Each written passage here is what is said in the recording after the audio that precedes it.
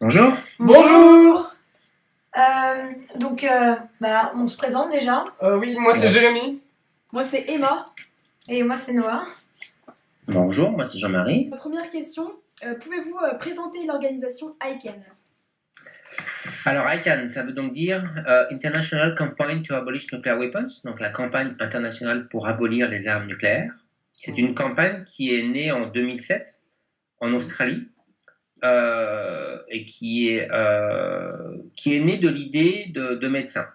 Les médecins, il existe à travers le monde déjà une organisation internationale des médecins qui s'appelle l'Organisation des médecins pour la prévention pour la guerre nucléaire, qui avait eu en 1985 le prix Nobel de la paix. Et ils ont eu ce prix Nobel de la paix parce qu'en fait, ils ont, à force de recherche, ils ont montré qu'en cas d'explosion de nombreuses armes nucléaires, on allait arriver à ce qu'on appelle la théorie de l'hiver nucléaire, c'est-à-dire que toutes les fumées qui vont ressortir des explosions, tous les débris, toutes les poussières de ces débris vont aller dans l'atmosphère et vont recouvrir l'atmosphère. Voilà, ok. Ça, c'était en 85. D'accord. Et en gros, il y a eu des choses qui sont passées, mais après 2005, ils se sont dit, ok, c'est bien, on a eu notre prix Nobel en 85, mais concrètement, il y a toujours autant d'armes nucléaires, enfin, il y en a toujours beaucoup en tout cas, et il n'y a pas grand-chose qui avance. Et ils se sont dit, il faut qu'on arrête de parler de la dissuasion nucléaire. Il faut qu'on arrête de parler de l'objet politique, c'est la dissuasion. Il faut qu'on reparle de la bombe. Il faut qu'on montre que derrière ce mot dissuasion, vous avez des vraies armes qui sont dans des bunkers et qui peuvent être utilisées à tout instant. Donc il faut qu'on parle de la bombe et il faut surtout qu'on parle des effets et des conséquences en cas d'utilisation, en cas d'explosion de cette bombe. C'est ce qu'on a appelé les conséquences humanitaires des armes nucléaires. Et donc ICANN, la base de sa campagne, et jusqu'à aujourd'hui, et on va continuer là-dessus, c'est de travailler là-dessus, c'est de montrer les conséquences en cas de détonation d'armes nucléaires. Donc en 2007, ICANN naît en Australie et à travers le monde, et petit à petit, à travers le monde, des organisations décident de rejoindre cette campagne. Et en France, l'organisation ICANN France est née à peu près vers 2009-2010. Aujourd'hui, on est à peu près une cinquantaine d'organisations qui supportons la campagne, c'est-à-dire que ça veut dire que vous avez des organisations qui décident officiellement de mettre, par exemple, aussi bien le logo d'ICANN sur leur site internet, par exemple, que quand ils organisent des choses, ils demandent à ICANN de venir les aider, ou ils demandent aussi de relayer les informations, de relayer les idées. Ce qui fait qu'au total, là je ressors dans le niveau international, c'est 460 organisations à travers le monde, ICANN, qui travaillent dans cette campagne. Et travailler dans cette campagne, ça veut vraiment dire de reprendre les idées fortes, d'aller voir son ministère de la Défense ou des Affaires étrangères avec les idées de ICANN, de proposer, de montrer notre logo. Enfin voilà, c'est véritablement travailler tous ensemble sur la même chose, comme si on était une énorme organisation tous ensemble. Voilà. Et concrètement parlant, il y a une petite dizaine de salariés au niveau de ICANN International qui sont basés donc à Genève, la plupart, et quelques-uns sont basés en Australie. Et à ICANN France, il n'y a pas de salariés. C'est des organisations qui, en fait, ont décidé d'allouer du temps de travail, comme moi, pour véritablement supporter et soutenir ICANN France. Voilà. D'accord. Donc vous êtes originaire d'une autre organisation? Alors moi, en fait, je suis dans deux organisations qui s'appellent, la première, c'est le Réseau international des parlementaires pour la non-prolifération nucléaire et le désarmement. C'est un réseau international de parlementaires qui ont décidé de travailler sur ces questions, non-prolifération et désarmement, pour comprendre le sujet et comprendre ce que fait un parlementaire néo-zélandais, ce que fait un parlementaire sud-africain, si ça peut avoir un impact sur la politique française et comment et pourquoi et comment lui il peut avoir un impact aussi dans l'idée d'aller au désarmement nucléaire, bien sûr. Et d'une autre organisation que j'ai créée avec un général qui s'appelle Bernard Norlin et un ancien ministre de la Défense qui s'appelle Paul Quiles. Et cette organisation s'appelle Initiative pour le désarmement nucléaire, donc IDN. Voilà, si vous allez sur Internet, vous tapez IDN et puis vous tapez mon nom, Jean-Marie Collin, vous tomberez sur le site. Très bien. Voilà. D'accord, très bien. D'accord, et donc vous pouvez nous présenter vos objectifs, l'objectif de votre organisation, vos objectifs actuels Oui, en les listant pour qu'on puisse. Ouais, alors les objectifs de l'ICANN, c'était entre 2007 et 2017, c'était de promouvoir les conséquences humanitaires des armes nucléaires, de faire en sorte que les États à travers le monde comprennent bien que, quels qu'ils soient placés à travers le monde, géographiquement parlant, que ce soit le Costa Rica, que ce soit l'Allemagne, que ce soit le Bangladesh, s'il y avait une détonation d'armes nucléaires, ils en subiraient les conséquences. Donc ça, c'était notre premier objectif. Objectif atteint, puisque maintenant, tous ces États ont compris qu'ils avaient un intérêt à travailler véritablement sur le désarmement nucléaire. Et dans le même temps, notre objectif parallèle à ça, c'était de parvenir à créer un traité pour interdire les armes nucléaires. Puisque jusqu'à présent, il n'y avait pas de traité d'interdiction des armes nucléaires. C'était la seule arme de destruction massive, donc les deux autres armes de destruction massive, c'est chimique et biologique, sont interdites. Et les armes nucléaires n'étaient pas interdites en tant que telles. C'est-à-dire qu'il y avait des trous dans la législation internationale et il y avait une nécessité de montrer que ces armes devaient être interdites. On part du principe que, à partir du moment où vous avez conscience que quelque chose est interdit, vous changez votre conception de pensée de ce type d'arme. Jusqu'à présent, c'était présenté comme quelque chose en France notamment par exemple, plutôt positif. Ça assure la sécurité, c'est bien, ça donne la renommée mondiale. Alors qu'en fait, non, c'est une arme de destruction massive qui va tuer, qui peut tuer des gens de votre âge, qui peut tuer vos parents, qui peut tuer nos grands-parents, des personnes âgées, les populations civiles en premier, détruire des villes. Et l'idée, c'était véritablement ça. Donc, on a mobilisé là-dessus, on a obtenu un traité d'interdiction des armes nucléaires l'année dernière à l'ONU. Je ne sais pas si vous connaissez véritablement le fonctionnement de l'ONU, mais ça se fait en 3 étapes quand vous avez un traité qui est adopté. Vous avez en premier un vote à l'Assemblée générale de l'ONU. Après, les États le signent, ça veut dire qu'ils sont d'accord.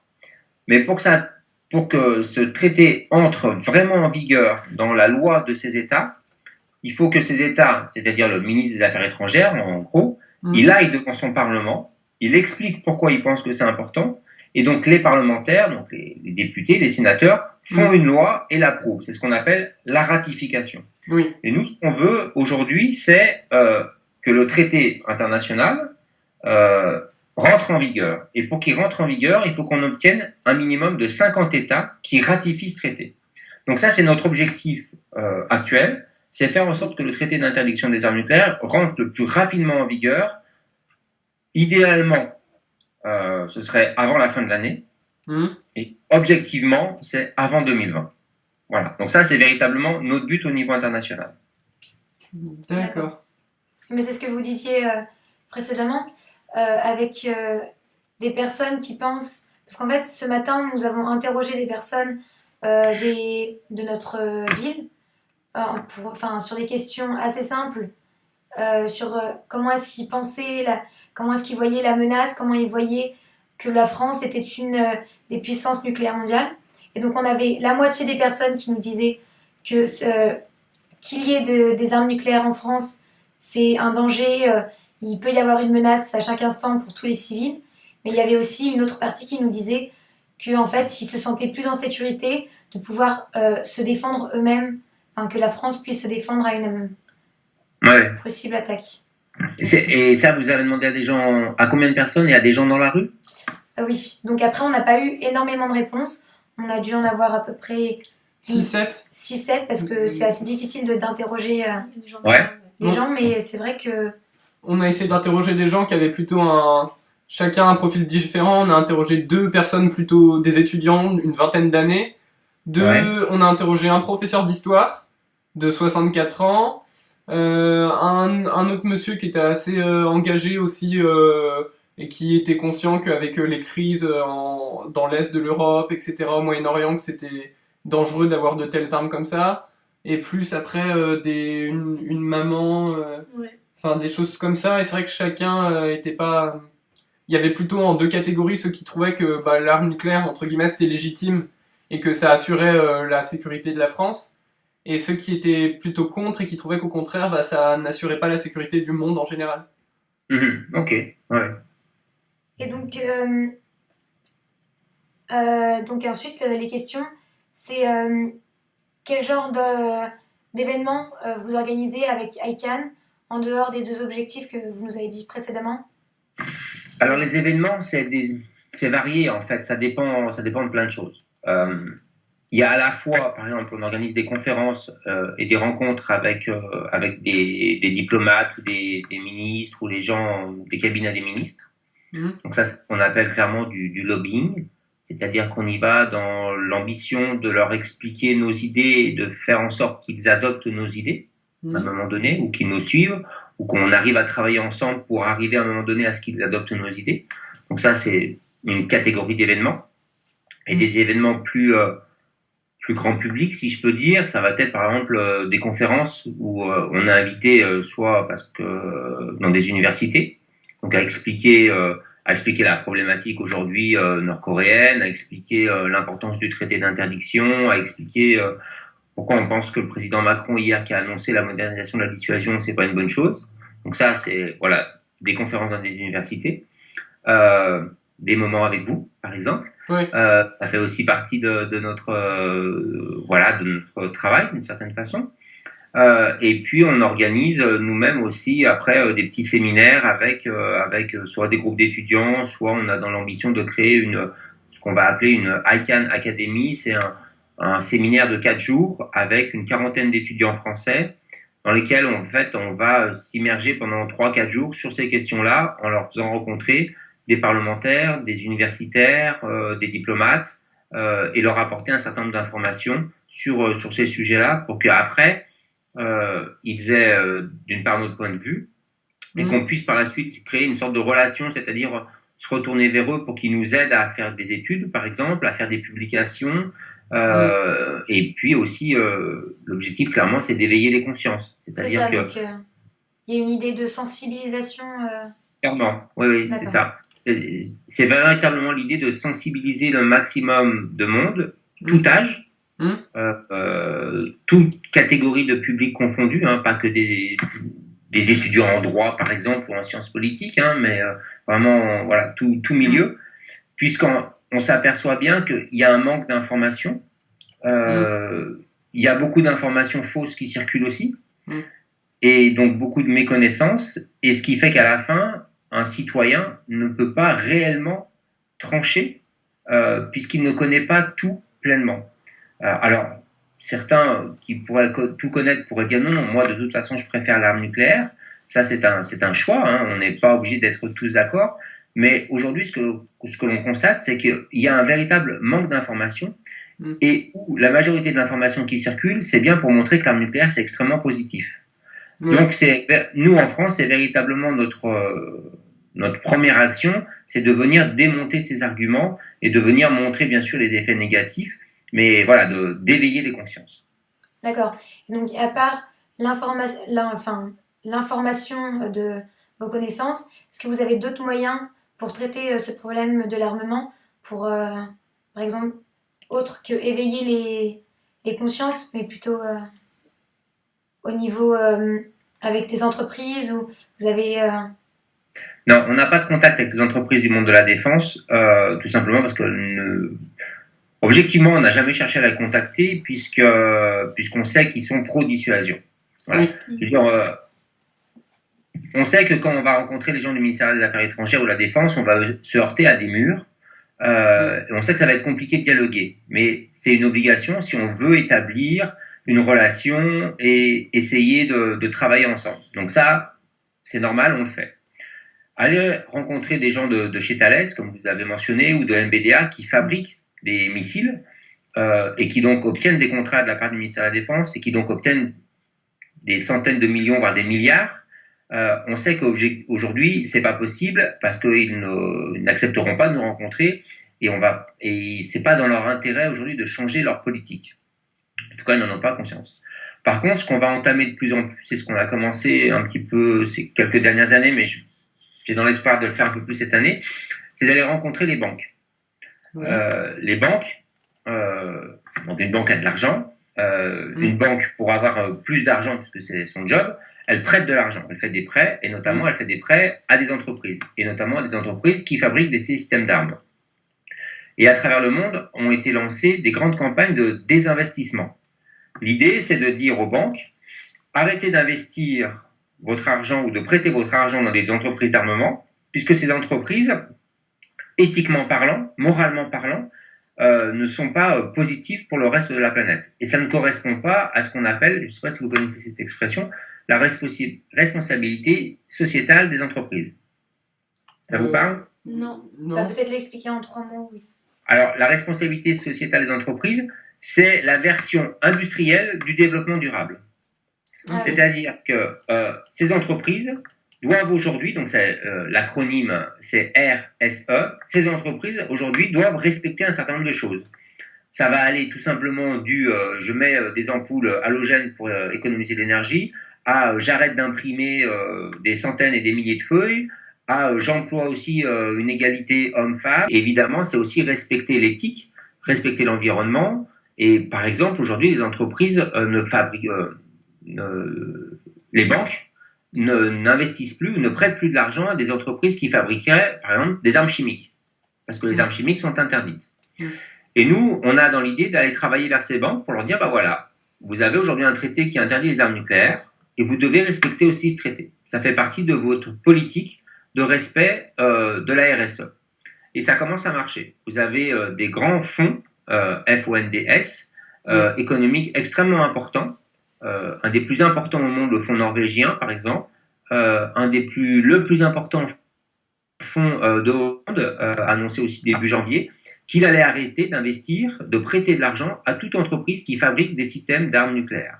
D'accord. Et ça, en fait, ça va créer une relation, ça va permettre aussi dans les médias d'en parler, ça va permettre de montrer que ces armes sont négatives, et ça va aussi, d'une certaine manière, commencer à un moment donné, alors pas tout de suite, ça va prendre du temps, on le sait, assécher les sources de financement de ces entreprises. C'est-à-dire que ces entreprises vont avoir du mal, en fait, à trouver des moyens financiers pour pouvoir poursuivre, en fait, leur recherche, leur développement, la construction de ces systèmes d'armes. Donc ça, c'est un nouveau type de relation qu'on va avoir. Et puis un autre type de relation, bien sûr, qu'on a, c'est avec les médias, puisque on fait en sorte que les médias nous interrogent, nous interviewent, on publie un certain nombre de textes, des tribunes, des analyses dans des revues universitaires, dans le monde diplomatique, enfin voilà. D'accord. Ok, très bien. Mais vous, quand vous voyez par exemple que Emmanuel Macron... Allez-y. Oui, pardon. Quand vous voyez par exemple que Emmanuel Macron, il annonce la modernisation de l'armement nucléaire français, ou que quand ICANN a eu le prix Nobel de la paix, le Royaume-Uni et les États-Unis et la France n'ont pas envoyé toutes les puissances nucléaires n'ont pas envoyé leurs diplomates, contrairement à d'habitude, vous dites pas quand même que, il y a des difficultés vraiment solides qui s'opposent à vous? Ah si, on est bien conscient qu'il y a des difficultés. Oui. Mais qu'est-ce que vous faites devant une difficulté? Vous renoncez, vous tournez les talons, ou vous essayez de l'affronter? Oui, donc vous êtes vraiment dans une optique de... Donc, on sait qu'il y a des difficultés, on est conscient de la problématique, nous en France, je vous ai dit au niveau international, l'objectif c'est de ratifier le traité. Oui. Nous, on est conscient qu'en France, le traité, il va pas être ratifié en 2018, et il sera pas ratifié non plus en 2020. Oui. Donc, en France, notre idée c'est de promouvoir le traité, mais c'est en premier de déconstruire tout ce qui tourne autour de la dissuasion nucléaire. Okay. Et par exemple, vous avez parlé de Macron, c'est aussi de montrer que en investissant plusieurs dizaines de milliards dans la dissuasion, comme il l'a annoncé hier, c'est aussi un danger pour la sécurité des Français. Ça veut dire que c'est de l'argent en moins dans certains types de services, c'est de l'argent en moins pour les forces armées conventionnelles. On sait aussi que c'est des systèmes d'armes qui aujourd'hui ont des failles. Il y a des risques de cyberattaque, par exemple. Enfin, voilà, c'est de parvenir, c'est de travailler là-dessus avant véritablement de faire le lobbying et de parvenir à ce que la France ratifie le traité d'interdiction. D'accord, très bien. Et donc vous travaillez avec des anciens politiciens ou des politiciens actuels encore? Voilà, donc je suis en contact fréquemment avec des parlementaires dans lequel en fait on échange, on les informe, on leur donne notre part d'informations. Et on essaye de leur proposer, par exemple, quand vous avez des lois qui passent, certains types d'amendements.